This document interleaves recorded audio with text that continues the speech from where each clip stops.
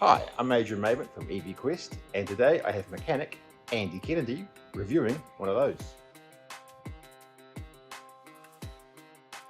Hi, I'm Andy Kennedy, work at Toyota Mai Institute of Technology in the automotive department, and I specialise in electric vehicles. And here we have our training car, which is a 2010 Nissan Leaf. We also use for round town work. And this car was brought in from Japan, slightly damaged but still drivable. We use it for our training, and it's been a really good vehicle. Now, this car was designed to be a nice little 5-door runabout, and was made to have a quick change battery. So this for fleet services. So this vehicle here make it look like a normal vehicle, but actually underneath is a quick change battery pack that can be changed out with about 20 minutes, which never really happens. It never took off. Now, some models they have here a solar panel at the rear, but they only charge up a 12-volt battery, which I'll talk about in a minute. Now, then around the back, I'll show you here what the downfall was, the unusual styling. It didn't appeal to most people. No spare tyre, which at the time was quite radical. Just had this little compressor and goo if you had a puncture, which is a lot of people didn't like. I don't like that. No. Some people put a spare tyre in, but there's no room because the battery is actually situated in underneath here and underneath the rear seat. The battery pack itself is fully sealed from all elements, electrically and environmentally. So it's sealed, electrically sealed until the controls are put on by the driver. That is to protect the driver and anyone else from being electrocuted. It's a very safe vehicle. Styling is quite unusual, but a lot of the features are to give it a low coefficient of drag, which means it's very slippery through the air.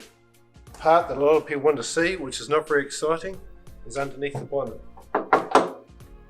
And funnily enough, it's a transitional engine. They made it look like a normal petrol-driven engine with a tappet cover, but that is not the case at all. This unit on top is the inverter, which changes DC to AC, and so the engine can be driven by alternating current.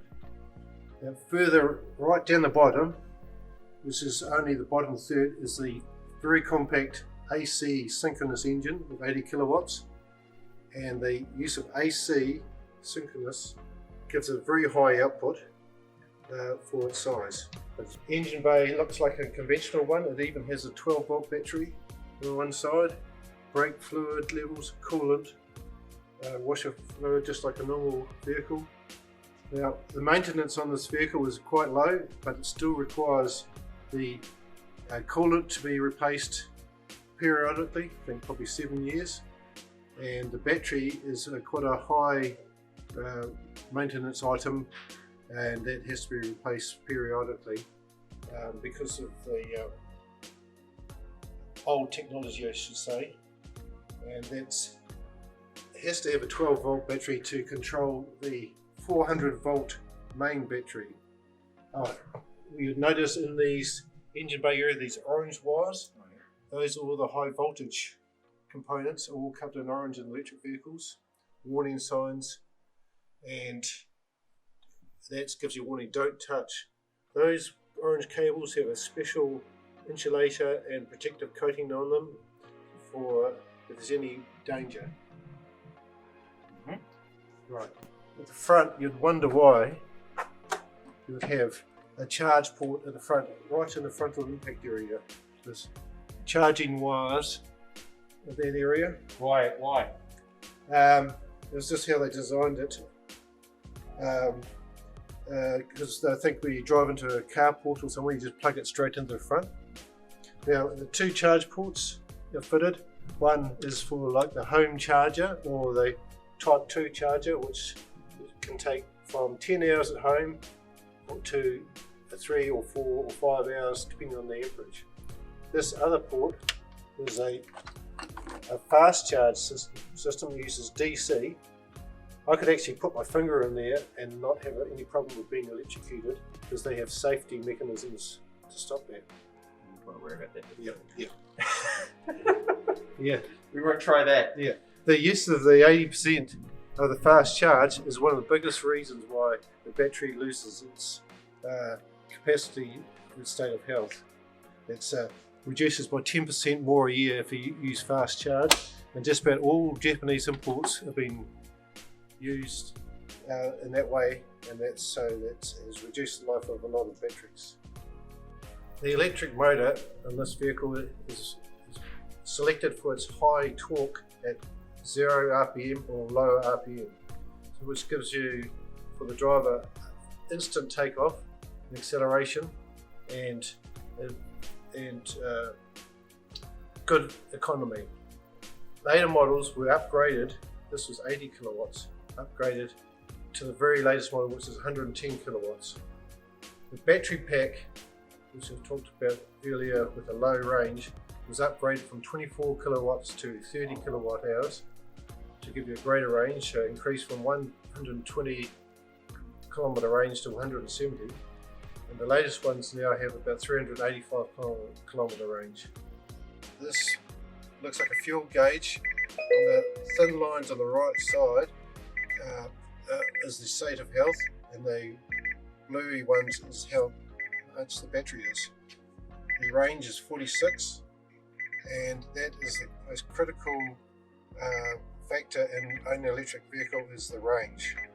And the anxiety from the range is called range anxiety, and that's the overriding failure of older electric vehicles. When driving this vehicle, it can be driven in like a normal vehicle, or else it can be changed so when you back off the throttle, it slows the car down quite violently.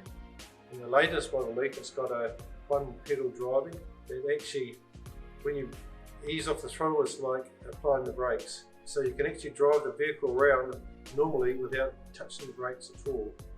And it gets brake lights on that slows down that fast. And that gives it even better economy. And what about for students when they're learning stuff? What are they learning? Students are learning about how to disable the vehicle and work on the electric vehicles safely. If working on the vehicle to make it safe, there's a panel and when you follow the correct procedure, this is a safety plug that isolates the battery and stops it from overrunning if it ever does. So this is the main safety plug for it, and students learn the procedure of how to safely disconnect it without getting electrocuted. And so we just get them to identify all the orange components and use the scan tool to operate any procedures you need to do to make it safe. Thank you, Andy.